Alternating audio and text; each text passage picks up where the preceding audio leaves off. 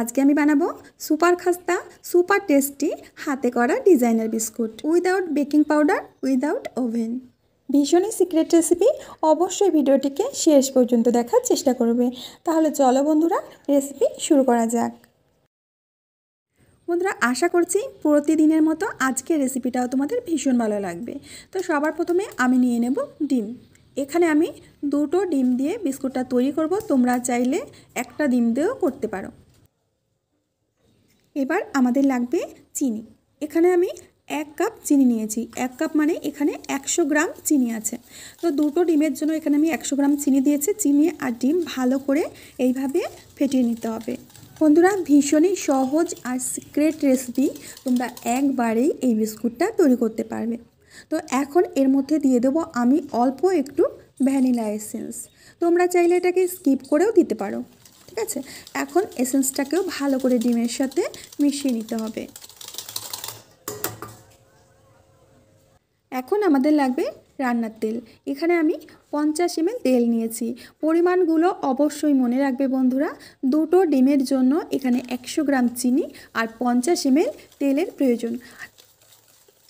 এবার সমস্ত উপকরণগুলোকে একসাথে ভালো করে এইভাবে ফেটিয়ে নিতে হবে। এখন এই ব্যাটারটাকে আমরা মাত্র 5 মিনিটের জন্য রেস্টে রেখে দেব। এবার একটি থালা নিয়েছি, এই থালার মধ্যে দিয়ে দেবো একটা ছাঁকনি। এখন আমাদের নিয়ে নিতে হবে আটা। এখানে আমি 2 বাটি আটার ব্যবহার করছি। 2 বাটি আটা মানে এখানে আমি 250 গ্রাম আটা নিয়েছি। পরিমাণগুলো অবশ্যই মনে রাখবে বন্ধুরা। এখন হালকা হাতে চেলে নিয়েছি। এখন দিয়ে দিচ্ছি স্বাদ মতো লবণ। লবণটাকে আটার সাথে ভালো করে এইভাবে মিশিয়ে নিতে হবে।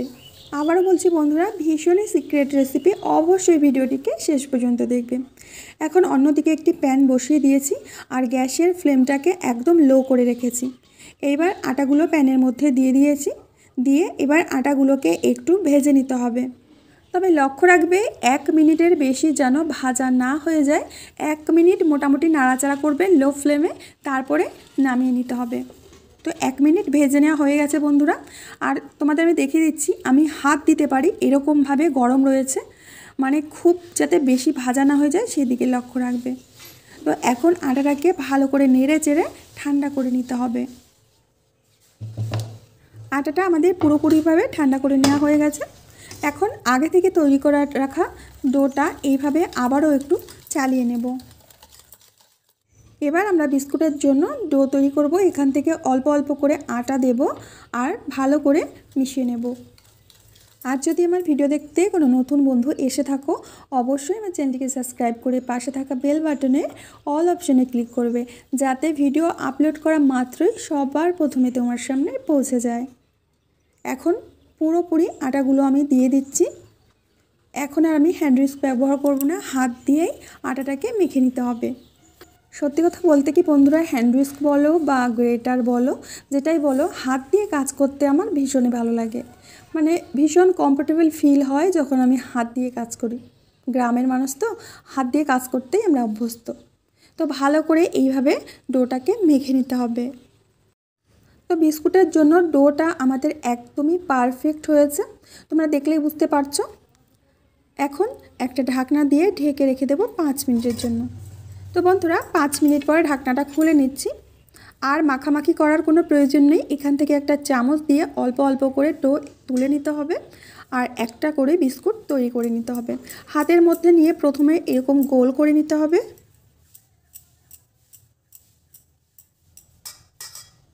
এই দেখো, এরকম একটা লাড্ডুর মতো করে নিতে হবে।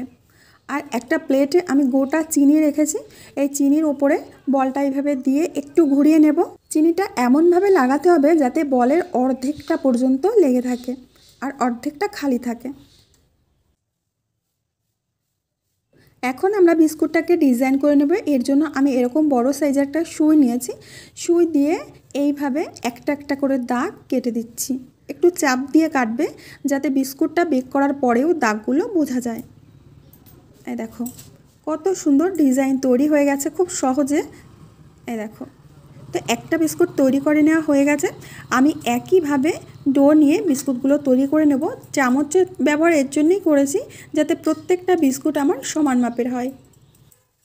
বন্ধুরা এর আগেও আমার চ্যানেলে প্রচুর বিস্কুটের রেসিপি রয়েছে, তোমরা দেখে নিও। তোমাদের প্রত্যেকটা রেসিপি খুবই ভালো লাগবে।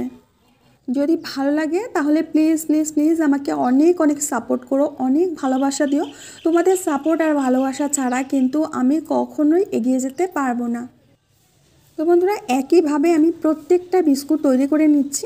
আর বিস্কুটগুলো দেখতে কতটা সুন্দর লাগছে তোমরা দেখলে বুঝতে পারছো যে প্রত্যেকটা বিস্কুটের ডিজাইন কত সুন্দর হয়েছে। আর তোমরা যদি গোটা চিনিটা পছন্দ না করো বিস্কুটের উপরে দিতে, তাহলে চিনিটাকে স্কিপ করে যাবে। তার পরিবর্তে নারকেল কোড়া বা যে কোনো ড্রাই ফ্রুট দিতে পারো, বা কিছু না দিলেও কোনো সমস্যা নেই। তো একইভাবে আমি প্রত্যেকটা বিস্কুট তৈরি করে নিয়েছি। তো চলো বন্ধুরা এখন বিস্কুটগুলোকে বেক করে ফেলি। আমি আগে থেকেই একটা কড়াইকে ফ্রি হিট হতে দিয়েছিলাম 10 মিনিট। এখন এর মধ্যে বিস্কুটের থালাটা বসিয়ে দেব। খুব সাবধানে দেবে, হাতে যাতে না লেগে যায়। এখন ঢাকনা দিয়ে ঢেকে লো টু মিডিয়াম আঁচে রেখে 40 মিনিট বেক করে নিতে হবে। তো বন্ধুরা ফিরে আসলাম 40 মিনিট পর। বিস্কুটগুলো পুরোপুরিভাবে বেক করে নেওয়া হয়ে গেছে। আর উপর থেকে একটু নরম লাগলেও ঠান্ডা হয়ে গেলে তখন বিস্কুটগুলো খাস্তা হয়ে যাবে। তো বন্ধুরা এখন বিস্কুটগুলোকে ঠান্ডা করে নিতে হবে। আর বিস্কুটগুলো দেখতে কতটা সুন্দর হয়েছে তোমরা দেখলেই বুঝতে পারছো। দারুণভাবে বেক করা হয়েছে আর প্রত্যেকটা বিস্কুটের ডিজাইন কত সুন্দর বোঝা যাচ্ছে। এখন একটা প্লেটের মধ্যে আমি সাজিয়ে নেব। সত্যিই বন্ধুরা বিস্কুটগুলো দেখতে এতটা সুন্দর হয়েছে আমারই নিজের চোখ ফেরাতে পারছিলাম না। তো বন্ধুরা আজকের রেসিপিটা তোমাদের ভালোভাবে শেখাতে পেরেছি, ভালোভাবে বোঝাতে পেরেছি। তোমরা বাড়িতেই কত সহজে এইভাবে বিস্কুট তৈরি করতে পারবে সেটা তোমাদের দেখিয়ে দিলাম। তোমরা সকালের চায়ের সাথে, বিকালের চায়ের সাথে বা বাচ্চাদের টিফিনেও তোমরা এই বিস্কুটগুলো দিতে পারো। তো এবার একটা বিস্কুট তোমাদের ভেঙে দেখাচ্ছি যে কতটা খাস্তা হয়েছে। ভাঙাতেই তোমরা বুঝতে পারছো নিশ্চয়ই যে কতটা খাস্তা হয়েছে। তো বন্ধুরা আজ এখানে বিদায় নেব, আবার আসবো নতুন একটা রেসিপি নিয়ে। ততক্ষণের জন্য সবাই ভালো থেকো, সুস্থ থেকো। আর কমেন্টে অবশ্যই জানিও যে আজকের রেসিপিটা তোমাদের কেমন লেগেছে।